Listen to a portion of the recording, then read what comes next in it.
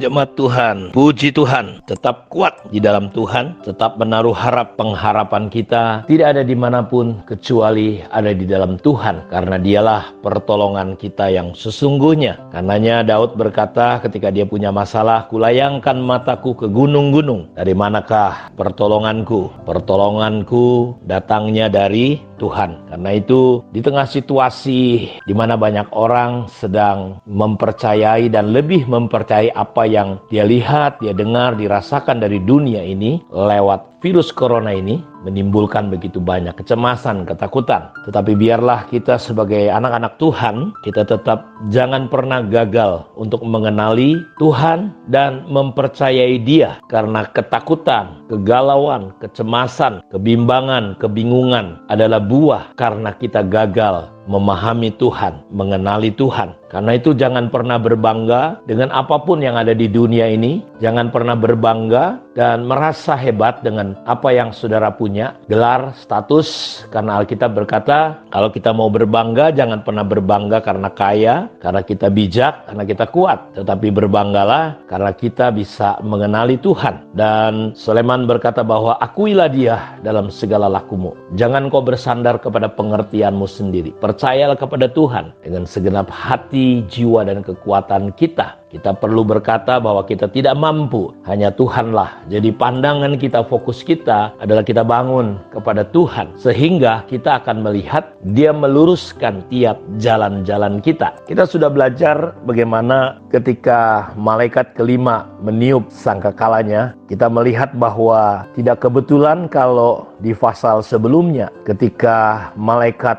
meniup sangkakala keempat, ada burung nasar terbang berkata celaka, celaka, celaka. Artinya ada sangkakala yang kelima, keenam, dan ketujuh dia ditambahkan dengan kata celaka. Karena pada waktu itu kebinasaan, kerusakan, kehancuran bukan hanya karena bumi terlibat atau ekosistem yang gagal, tetapi pada sangkakala kelima, keenam, dan ketujuh, di situ ada keterlibatan daripada kuasa-kuasa kegelapan, roh-roh jahat, sehingga ketika sangkakala kelima meniup sangkakalanya, di situ keluar dari lubang jurang yang tidak terduga dalamnya. Karena itu celaka yang pertama sudah lewat, kata Alkitab, dan celaka yang kedua akan segera menyusul. Karena itu coba kita baca dari Wahyu 9 ayat 13 sampai 21. Lalu malaikat yang keenam meniup sangkakalanya, dan aku mendengar suatu suara keluar dari keempat tanduk mesbah emas yang di hadapan Allah, dan berkata kepada malaikat yang keenam yang memegang sangkakala itu, lepaskanlah keempat malaikat yang terikat dekat sungai besar Efrat itu. Jadi ada 4 malaikat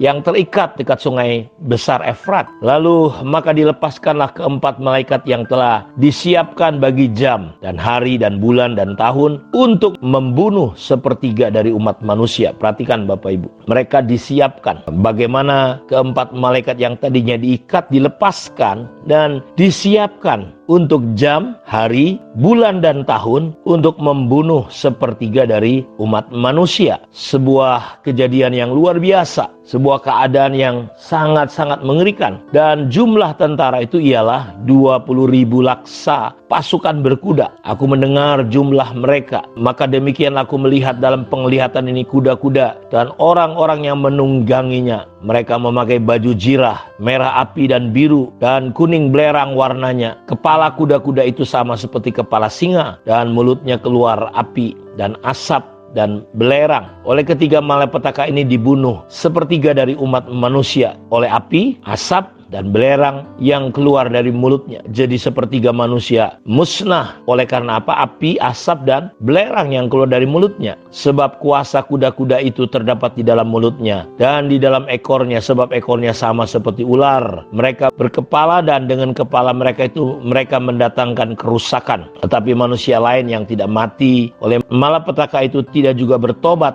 dari perbuatan tangan mereka. Mereka tidak berhenti menyembah roh-roh jahat dan berhala-berhala dari emas dan perak, dari tembaga, batu, kayu yang tidak dapat melihat atau mendengar atau berjalan, dan mereka tidak bertobat daripada pembunuhan, sihir, percabulan, dan pencurian. Kita lihat bahwa malapetaka ini sudah terjadi begitu luar biasa, tetapi orang pada masa itu tetap tidak mau bertobat. Jadi tujuan Tuhan, Bapak Ibu, ketika kalau COVID ini terjadi juga, tujuannya ayo mari kita bertobat, berbalik kepada Tuhan. Sangkakala kelima pun sudah ditiup, dan kita lihat di sangkakala ke-6 ini manusia tetap tidak mau bertobat. Bahkan ketika sangkakala yang ke-6 ini pun ditiupkan, Bapak Ibu, kita melihat bagaimana kerusakan yang telah terjadi di sini, tetapi manusia lain yang tidak mati oleh malapetaka itu tidak juga bertobat dari perbuatan tangan mereka. Jadi kita lihat kalau hari ini ada banyak orang mencampur, ada sinkritisme, percampuran. Dia percaya Tuhan, tapi dia percaya setan. Dia percaya Tuhan ibadah hari Minggu, tetapi dia menyembah berhala. Dia cari dukun, dia cari tukang-tukang jampe. Nah, inilah pentingnya pengenalan akan Allah itu. Kita perlu berpindah dari pengenalan Allah secara agamawi untuk pindah kepada pengenalan Allah secara pribadi. Jadi banyak orang datang kepada Tuhan karena ya sudah, dia sudah Kristen, ya dia Kristen. Ada orang datang sama Tuhan karena punya masalah, karena punya persoalan, karena berkat, tetapi dia tidak mengenal Allah secara pribadi, secara utuh. Karena itu saya mau ajak kita semua, Bapak Ibu, ayo kita berbalik, karena saya percaya salah satu kunci pengenalan akan Allah, hidup kita harus bertobat. Dan kita lihat hari ini buah daripada pengenalan kita kepada Allah adalah pasti hidup kita akan berubah. Hidup kita pasti hidup di dalam pertobatan. Jadi kita bukan hanya sekedar beragama Kristen, beribadah, tetapi kita tidak sungguh-sungguh mengalami Tuhan dalam hidup kita. Jadi kalau kita lihat ada seorang hamba Tuhan melakukan riset, dari 70% pelajar sekolah menengah atas tidak lagi datang ke gereja. Mereka meninggalkan rumah orang tua mereka untuk lanjutkan pendidikan mereka. Jadi ketika mereka keluar rumah mereka, 70% tidak lagi mencari Tuhan, tidak lagi hidup dalam Tuhan. Kenapa? Karena dulu ketika di rumah mereka mengenal Allahnya cuma secara agama. Nggak enak kalau nggak ke gereja karena papa mama. Jadi mereka datang hanya karena kebiasaan. Jadi sebenarnya nggak ada yang salah sebenarnya kalau kita mengenal Allah secara agama, tapi jangan berhenti di tahap itu.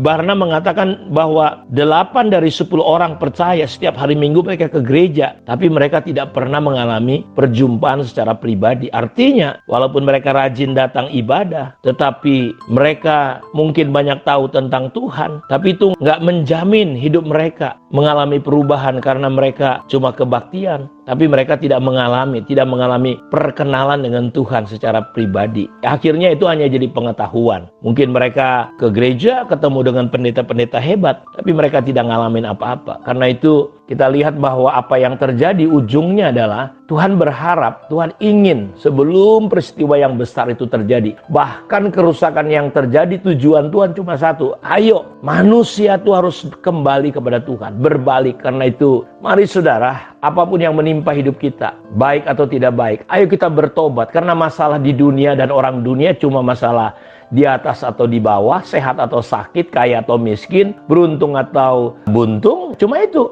Tapi kita anak-anak Tuhan bukan itu. Masalah kita adalah bagaimana sukses ataupun tidak sukses, kaya atau miskin. Di sisi-sisi ini, apakah kita bertumbuh mengenal Allah? Karena kalau kita sudah mengenal Allah, gagal atau berhasil, kaya atau miskin, sehat atau sakit, tidak lagi jadi persoalan. Karena pengenalan akan Allah akan menolong kita menang atas segala keadaan. Kiranya Tuhan memberkati kita semua. Saya berdoa biar roh hikmat dan wahyu dari Tuhan, roh pengenalan akan Allah turun atas hidup kita semua. Shalom.